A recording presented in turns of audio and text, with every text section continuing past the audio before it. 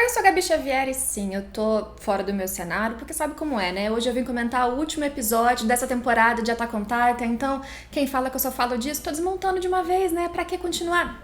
Brincadeira ou não? Em cenário improvisado ou não, estou aqui para comentar sim o episódio 16, o último da primeira parte da temporada final de Attack on Titan.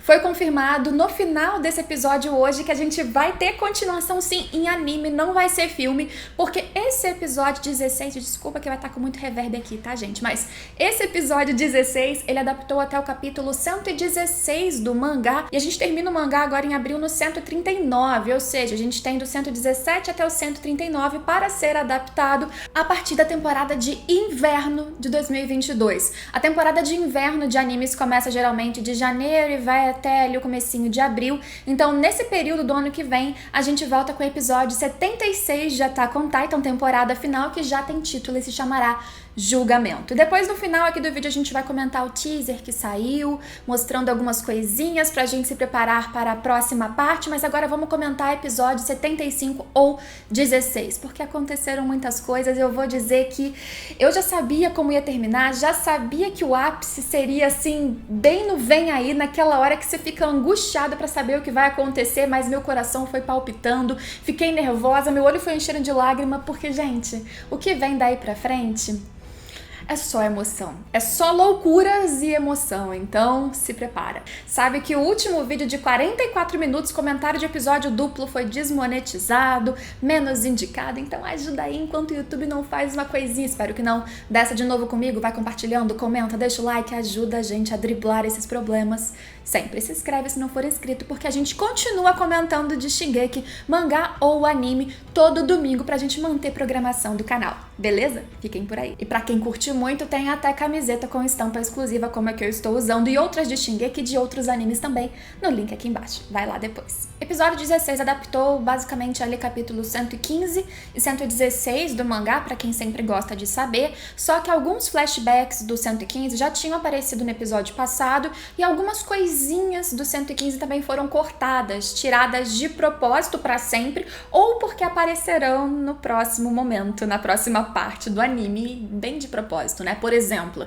a gente começa ali vendo justamente Hanji, que está junto com o Floch, o levando e o seu grupo para onde estaria o Zeke, né? Porque Floch e Jägeristas querem reunir Zeke e Eren Yeager. Só que quando eles estão se aproximando do local onde o Levi estaria com o Zeke, eles escutam uma explosão, parece um relâmpago, mas a Hanji já percebe que aquilo é um barulho de uma lança-trovão. Então uma lança-trovão foi ativada perto de onde estaria o Zeke. O que está acontecendo? No meio da chuva já vem aquela preocupação e eles se dirigem para onde aconteceu aquilo, mas o episódio não te mostra eles chegando no local onde estava a explosão e a gente não tem qualquer imagem do que aconteceu com o corpo do Levi, que foi arremessado. A última coisa que a gente viu do Levi nessa primeira parte, né, o que foi no episódio passado, foi ele levando a explosão de frente. Ele foi impactado sim pela explosão ali da lança que propositalmente o Zeke ativou, né, num mix de desespero, né? E aí a gente vê o corpo do Levi sendo arremessado com toda a pressão,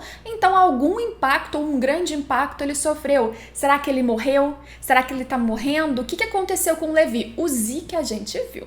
O Zeke a gente viu um pouquinho, também teve coisas dele que ficaram aí pra próxima temporada, dele e uns mistérios bem interessantes, mas a gente viu que ele ficou pela metade, os órgãos já pra fora, e detalhe, ele tava quase inconsciente, sentindo que ele estava morrendo, quase uma paz de vou morrer mesmo. No mangá, inclusive, nessa hora ele começa a ter vários flashbacks da sua trajetória. Alguns desses flashbacks, como eu disse, já apareceram no episódio passado, que é ele conversando com justamente o Tom, que era como um pai, e eles falando do plano, enfim, de esterilizar todos os Eldianos para acabar com os sofrimentos que os titãs trazem para o mundo, e depois ele conversando com o Eren, e também ele vendo a Helena, isso acho que foi cortado para sempre. Ele vendo a Helena recrutando pessoas para a aliança deles pró-Eldia ou contra Marley. No discurso da Helena, inclusive, nesse flashback, já tinha ela dizendo como os titãs, eles eram utilizados para o mal, que inclusive Marley hoje utilizava os titãs, eles foram corrompidos por aquilo que eles lutavam antes e só traziam coisas ruins para o mundo. E aí, enfim, a gente vê o Zeke vendo algo, um sonho, uma visão, a gente não sabe, sabe,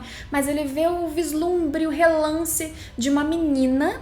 Parece uma criança com uma roupa simples, carregando um balde. Ela parece uma menina loira e não dá pra ver nada das suas feições. Essa menina aparece um pouco na sua visão antes de chegar ali um titã do nada, rasgar o próprio ventre e colocar o Zeke dentro.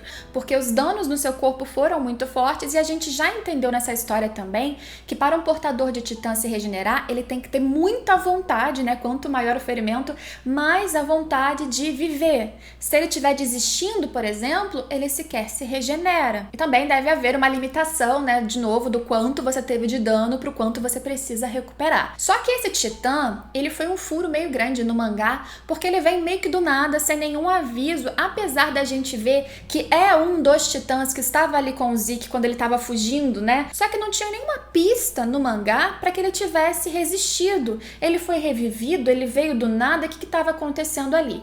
Eu chamei a atenção de vocês, então se você vê todos os meus vídeos, você tá ligado que no momento dessa luta, né, no momento em que o Levi acabou com o Zeke, deu um close proposital e um pedaço de titã que parecia parte da mandíbula, que não mostrava se estava linkado a um resto de corpo, mas aquilo se mexendo, pulsando. E uma parte de um titã que morreu simplesmente vai evaporar, não vai pulsar, não vai mexer, não vai ter espasmos, como aconteceria com o corpo humano normal. O que pode ter acontecido então é que o Levi, que estraçalhou todo mundo num instante, ele falhou um pouquinho e um desses titãs, esse de franjinha que aparece nesse episódio, ele não teve o seu ponto fraco, que é aqui na nuca, ali perfurado, né, rasgado. Então pode ser, por exemplo, que aquela mandíbula estivesse linkado, né, porque aqui essa parte é logo linkada com a medula e essa medula estivesse intacta. A partir disso levou um tempo, mas o titã foi se regenerando. Prova disso é que quando o titã aparece ali meio que se arrastando até o corpo quase sem vida do Zeke, ele está com fumaça saindo, ele ainda está se regenerando, ele teve realmente ferimentos muito graves há pouco tempo. Só que por um motivo que a gente não consegue supor, quer dizer, a gente consegue teorizar, mas a gente não consegue ter certeza até esse episódio, então só teorias aqui embaixo, por favor, esse titã aparece e abre, como eu disse, o próprio ventre e coloca o Zeke ali. Só lembrando que esse é um dos titãs que foi transformado pelo Zeke, que tinha uma ligação com o seu sangue, que tem poderes diferentes porque ele tem sangue real. O que rolou de misticismo? O que foi aquela visão dessa menina que, gente, já vimos que aparecerá depois em outras cenas no teaser, já sabemos que essa menina aparecia já no trailer da última temporada. O que é isso? Ou quem é ela e por que ela apareceu nesse momento?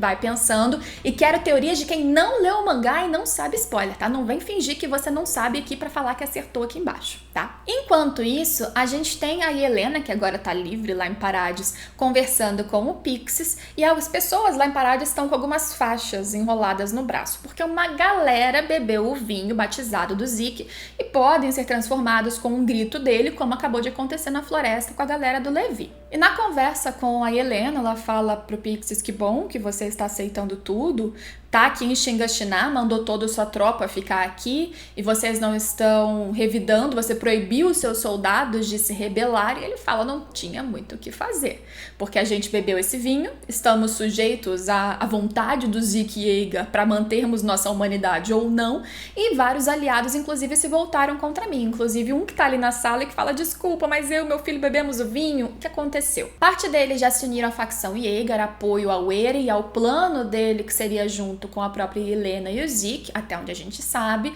e eles usariam uma faixa branca. Quem usa a faixa vermelha é quem bebeu o vinho sem saber o que estava acontecendo, como o cara que tá ali na sala pedindo desculpas pro Pixis, mas que foram virados de lado, né? Viraram a casaca quando souberam que beberam o vinho, talvez com a expectativa de que, ficando ao lado do plano do Zeke, eles não sejam transformados em titãs. Já quem tá usando uma faixa preta como Pixie são aqueles que beberam o vinho batizado, não sabiam de nada, não são aliados e estão ali reféns da situação. Detalhe é que o Pixis também aceitou que eles ficassem lá em Shiganshina porque a cidade foi evacuada, então numa hipótese deles serem transformados em titãs, é menor o risco deles exporem outras pessoas, né, porque não teria civis lá. E aqui que a gente começa também a ter algumas dicas de que os planos dessa aliança pró-Eldia, unida em nome do Zeke, não é muito assim pró-Eldia, ou pelo menos não é exatamente pró-Eldianos, nem pró-galera de Parades. Porque quando o Pixis fala que, na verdade, eles foram bem burros, né? Segundo a Helena, meio burros, meio sábios, porque eles não confiaram no Zeke, mas por não confiarem no Zeke, agora eles estão ali com o risco de se transformarem em titãs, mas ao mesmo tempo isso prova que eles não deveriam mesmo ter confiado no Zeke. Mas a Helena diz que se vocês não tivessem, né, se eles não tivessem se rebelado ou desconfiado deles e separado o Zeke do Eren, o mundo já teria sido salvo. Aí o Pixis fala, como assim? O mundo? Não é aqui? Parades ou Eldianos? Como assim o mundo salvo? Mais tarde, a gente vai entender num diálogo da Helena com o pessoal que tá lá preso, né, Mikasa, Armin, Jean, Connie, o que é esse plano do Zeke e o que a Helena acredita desse plano, inclusive. Isso porque esse pessoal que estava no restaurante, incluindo a família da Sasha e o Nicolo, eles estão presos. A Gabi, entretanto, está separada. Nem o Falco tá ali naquele lugar, porque o Falco estaria junto com outras pessoas que poderiam se transformar em titãs, nem a Gabi. Antes da gente falar da Gabi, vamos falar de tudo que rolou lá na cela, com a chegada da Helena e ela explicando o plano, porque fica mais fácil da gente entender esse diálogo, né? Primeiro que antes da chegada dela, os amigos ali estavam discutindo, o próprio Connie e Jean estavam questionando o Armin do porquê que o Eren te bateu. E o Armin fala, não, na verdade fui eu que comecei a bater e eu bati pra defender a Mikasa. Só que a Mikasa não quer que eles falem daquilo, talvez por ser muito doloroso pra ela pensar e falar e ouvir o que o Eren disse de novo, aquela história, aquele diálogo sendo recontado, porque foi muito ruim. Só que os amigos continuam falando sobre o Eren, porque é muito significativo que eles estejam presos e que existe uma aliança e toda uma movimentação de plano com o Eren super boss e eles estejam, aqueles que o Eren amava, embaixo, lá nas celas, enquanto tudo acontecia. O Connie ali é o que mais desconfia, ou que tem certeza que ele é outra pessoa, que ele agora ataca aqueles que ele dizia amar e que ele não é mais confiável. Eu acho que nesse diálogo a gente tem muito uma posição do próprio fandom, né? Pra quem não tem spoilers do que vem pra frente, ou pra quem tava lendo nesse momento. Porque há aqueles que eram amigos do Eren e que não querem acreditar no que tá acontecendo e estão super perdidos e abalados, nesse caso Mikasa e Armin. Tem aqueles como o Connie que já bateram o martelo, já fecharam questão e falaram, o Eren se perdeu, o Eren agora é ruim e a gente não pode confiar nele, ele nos traiu. E existem aqueles como o Jean que ficam, não, peraí, essa situação não faz sentido, mesmo que ele tenha se perdido, tem algum ímpeto por trás disso tudo, ele tem algum objetivo, eu quero saber que objetivo é esse. Eu acho que é muito as reações que talvez vocês, vários de vocês estejam tendo, eu quero saber, quem é você nessa discussão? Quando a Helena chega ali e durante todo o diálogo, a Helena trata todos ali com muita delicadeza, com muita educação, ela se curva, ela chama eles de salvadores, os heróis de Shiganshina, por causa daquela batalha 4 anos atrás, justamente em que eles derrotaram, né, conseguiram vencer a custo de muitas vidas. E ali a Helena acaba abrindo o verdadeiro plano dela, de todos que estão com ela e por que o Zeke e o Eren teriam se unido. Assim que ela surge, o que questionam ela é que, na verdade, eles estariam com o objetivo de usar o Eren para pegar o titã original, o poder do original, e ter esse poder de titãs para se vingar de Marley, porque a Helena ainda seria aquela que teve o seu povo acabado por Marley, que o plano dele seria simplesmente de vingança e não para salvar os Eldianos. Só que a Helena fala que não era bem isso. E ali naquele diálogo tem uma outra questão muito importante, porque tem um marleniano que trabalhava como voluntário lá no restaurante, que a gente viu nos episódios passados, e que ele se aliou à causa da Helena e tá ali com uma arma e ele começa a insultar todos que estão ali.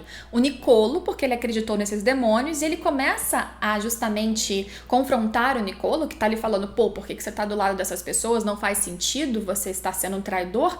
Falando que o Nicolo que é um traidor e que ele se envolveu com a Sasha, que era uma demônia, uma vagabunda, e começa a xingar daí pra baixo. Aí o Nicolo, com toda a razão, fica com muita raiva, só que ele tem barras na frente dele que ele não consegue passar pra atacar esse cara. E aí que do nada E Helena, contraditória, cada vez mais surpreendente, dá um tiro sem nem pensar na cabeça desse cara e pede desculpas pelo comportamento dele, porque ninguém ali mais pode chamar eles de demônios. Apesar da gente entender nessa situação que a Helena não quer a salvação completa e maior possível dos Eldianos, ela também não os despreza, até porque o seu líder máximo é um Eldiano. O que a Helena diz é que ela não quer salvar Marley. Na verdade, que ela, o Zeke, todos que estão ao lado dela, gostariam é de acabar com o ciclo de ódio. O ciclo de ódio que é muito reforçado ou que é muito potencializado, segundo eles, pelos poderes de Titã, que foram utilizados por muito tempo, pelo que a gente sabe, por Ymir Fritz e aqueles que vieram depois dela, e aí depois foi utilizado há pelo menos 100 anos por Marley, que também se corrompeu e utilizou o mesmo poder para acabar com outras nações, né, não só contra Eldianos, e por isso a chave de tudo, o problema de tudo, isso é o que o Zeke acredita, que a gente aprendeu no seu flashback, é o poder dos titãs. Para eles, acabando com isso, acaba pelo menos com grande parte desse ciclo de ódio. E como eles fariam isso? Com o plano de esterilização do Zeke, fazendo com que ele chegue na coordenada e ao invés de usar esse encontro para achatar um pedacinho do mundo, que é o que todos acreditavam que os irmãos Yeager fariam, o que o Zeke tem como plano é utilizar a coordenada para mudar um fator genético de todos os Eldianos, como a premissa que o Tom disse que já aconteceu, né? Aquele caso de um dia um rei que fez o povo dele ficar imune a uma gripe, manipulando a genética dos Eldianos que estão todos linkados pelos caminhos através da coordenada, eles todos seriam esterilizados ou inférteis, não daria mais para nascer criança. A Historia, que está grávida, ela daria luz a uma criança, sim, uma criança de sangue real, que para o plano da Helena, inclusive, seria ainda muito útil. Mas, a partir disso, se não está no ventre, se não foi concebido depois do uso da coordenada através do plano do Zeke, ninguém mais tem filho. Só que o plano, apesar de parecer bonito, como o próprio Jean disse, não é exatamente muito bom para os Eldianos, porque a longo prazo, a população eldiana ali na ilha, por exemplo, seria de velhos, cada vez menor. E como eles conseguiriam frear ou impedir um ataque de fora? Como que iam garantir que o mundo não ia os atacar? E não iam garantir. Apesar da Helena dizer que com o nascimento dessa criança real, eles poderiam fazer com que o original fosse passado de tempo em tempo para frente, até a criança ter um poder de ela mesma herdar um titã e continuar ameaçando o mundo então de achatar tudo, porque ainda existiria um exemplar da família real.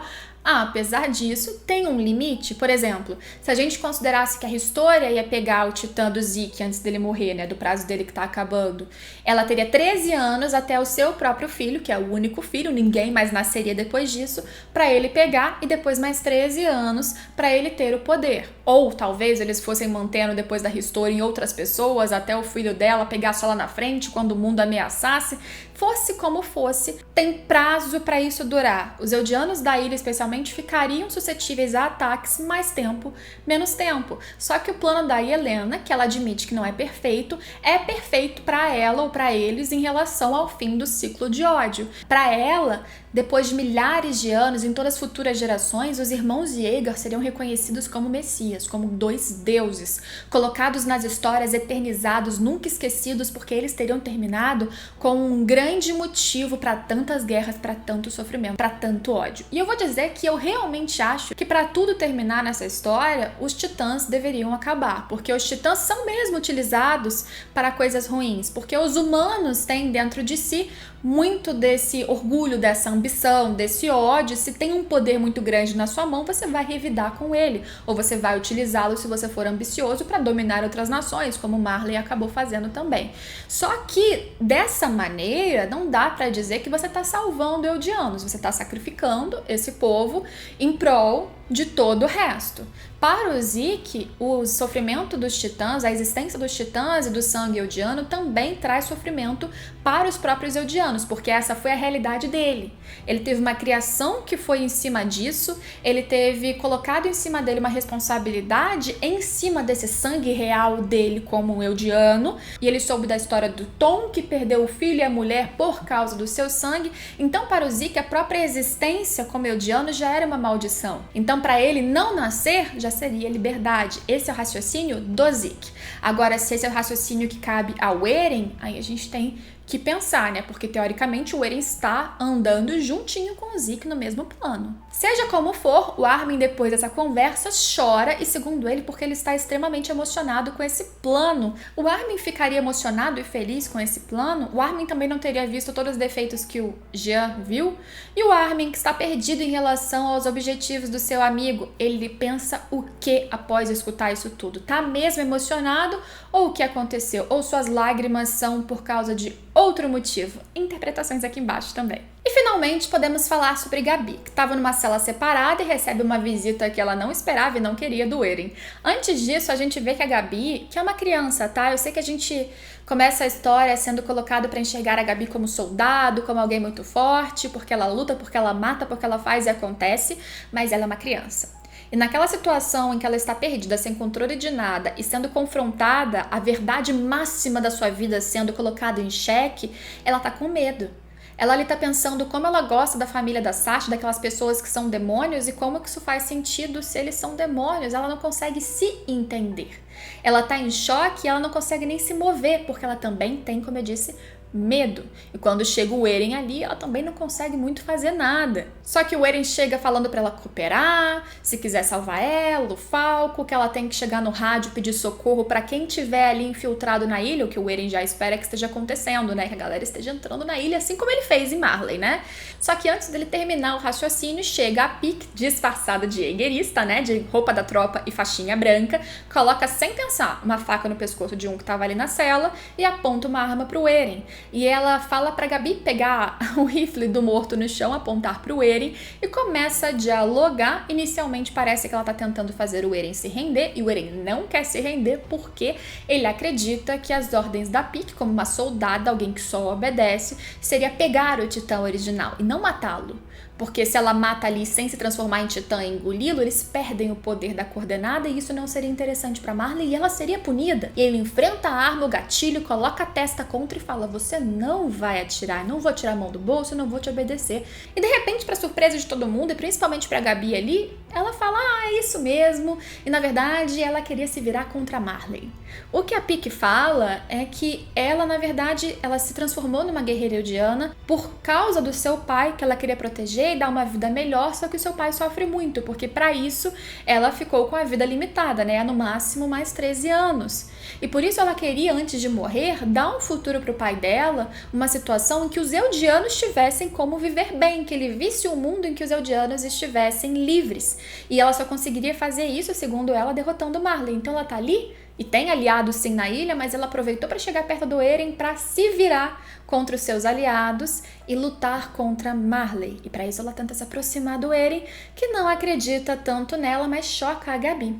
Gabi acredita totalmente no discurso da Pieck e ela fica chamando a Pieck de traidora, inclusive aponta a arma agora para ela e a Pieck se aproxima e questiona a Gabi com coisas que depois a gente vai ver que não são mentiras, tá? A Pieck misturou algumas verdades com mentiras para enganar o Eren. Ela vira pra Gabi e fala: Gabi, nós somos marlenianos ou eldianos? E a Gabi repete aquele discurso pronto: marlenianos honorários. E ela: não.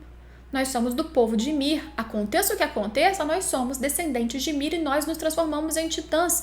Não adianta nós sermos eldianos bons o resto da vida, como a Gabi acreditava, que nós nunca seremos livres. Inclusive, você não viu lá no Forte Slava, que é a batalha do primeiro episódio dessa temporada?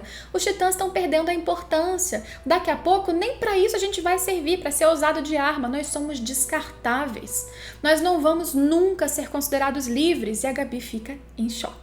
O Eren mais uma vez coloca sua mãozinha pra cima, dessa vez com corte no dedo e não na mão, e ele ameaça a Pieck, dizendo que ela precisa mostrar onde estão os aliados dela e só assim ele vai confiar nela. Ela diz: beleza, vamos subir no topo desse prédio que eu te mostro. É claro que a informação de ter o infiltrado ali dentro do prédio já vai se espalhando, chega até Helena e todos da facção Yeager já vão se arrumando porque uma batalha pode acontecer. Só que também rola a informação de que essa infiltrada que matou alguém agora tá junto com o Yeager, com o Eren, e que ela disse, essa titã, ela disse que quer se aliar a eles contra Marley. E a Pieck, quando tá subindo a escadinha, todo mundo olhando, olha lá, ela faz toda fofinha, acena pra todos os soldados, todo mundo fica ali com vergonha, gente. Eu amo a Pieck maravilhosa. E duas coisas que eu quero que vocês prestem atenção nessa cena. Primeiro que entre os soldados ali que olham pra Pique, você já consegue ver o Galliard de Mandíbula disfarçado e contando os minutinhos pra entrar no timing certíssimo. E segundo que durante todo o diálogo da Pique com o Eren desde a cela, você vê que ela tenta tirar ali sutilmente informações do Eren. Então você tá agindo porque você tem certeza que você pode vencer. Então você sabe como ativar o uso do original. Então você sabe qual é o poder especial do Zeke. E o Eren, claro, não solta nenhuma informação, mas ela tenta. E quando eles chegam no telhado, ela olha pra Helena, que já tá ali em cima esperando. Zoa aqui, ó. Fez a barba. E aí Helena vira pro Eren e fala, não confia nessa garota não. E o Eren sabe, não confia na Pique, mas ela também não confia nele. E ele parece apenas levar pra ver no que dá. Qualquer coisa ele acha que é só se transformar e por isso raiozinhos já começam a sair da sua mão. Até ela chegar lá no peitoril do prédio, lá na ponta, e ele fala, e aí, cadê a galera? Eren no meio do edifício. Ela aponta para o próprio Eren. E ela segura a mãozinha da Gabi e puxa a menina pro lado porque ela já sabe que viria uma transformação de dentro do prédio. Não foi só a Pique que se infiltrou. Cronometrada ali com o Galliard, não sei muito bem como eles fizeram pro Galliard saber a hora de se transformar, mas ele sai de dentro do prédio e ele quase engole o Eren. É bom dizer ali, quem não reparou, que ele pega as duas perninhas do Eren Yeager, mas o Eren sobrevive, foge e se transforma na hora com o seu titã e uma grande batalha vai começar. A Pique é abraçadinha na Gabi e o Galliard de Mandíbula já protegendo os dois. Linda trilha dos guerreiros Ashes on Fire surgindo nesse final. Aliás, a gente vai falar de trilha, eu acho que foi excelentemente bem utilizada nesse episódio. Aí, a gente vê a Pique falando pra Gabi que não era tudo mentira o que ela disse. Que realmente eles não são marlenianos, ela quer os eldianos livres, mas acima de tudo ela confia e ela luta pelos seus amigos, por aqueles que lutam ao lado dela. E a gente vê os seus companheiros lá no dirigível. Entre eles, temos o irmão do Falco, o Colt, que não é titã, mas seria o titã bestial se tudo tivesse corrido normalmente. E tem o Ragnar. Ragnar que está, assim como o começo do episódio, já com o seu óculos aqui de se jogar no vento, não sei, e olhando para baixo. O enfrentamento vai começar. Alguns dirigíveis já estão chegando para um ataque ali sobre Shiganshina, a cidade onde tudo começou, e agora mais uma batalha vai acontecer. Eren olha para cima, vê o Ragnar chegando, solta um vem Ragnar que eu tô pronto, e isso fica para a temporada que vem. Muito bom. Então o episódio termina e, na minha opinião, foi um episódio extremamente bem dirigido. A gente tem uma crescente muito grande de mistério. A gente abre com a questão ali do Levi e do Zeke, porém mantém o mistério sobre o que aconteceu com o Levi, e esse é um mistério muito importante. Também mantiveram o mistério sobre a menina, a visão do Zeke e o que aconteceria com ele depois de ser colocado dentro da barriga de um titã.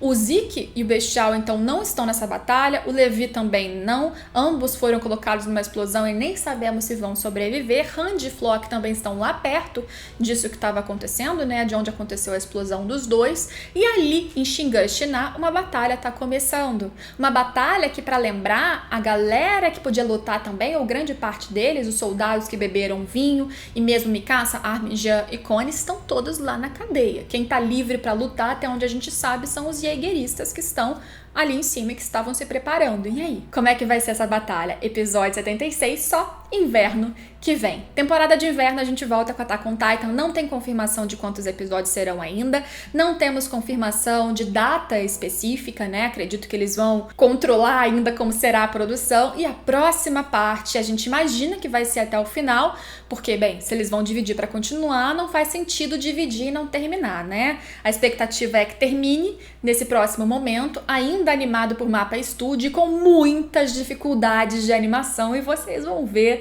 Olha, sendo bem sincera, eu tô muito nervosa pro que vem por aí, porque as emoções são demais. Eu acho que a trilha sonora, inclusive, foi espetacular, como eu tinha dito. O uso dela foi crescendo para aumentar a tensão, especialmente quando a gente chega no diálogo entre Pique e Eren. E tem parte da trilha nesse momento que, inclusive, me lembra um pouquinho de Dark, a série, só curiosidade.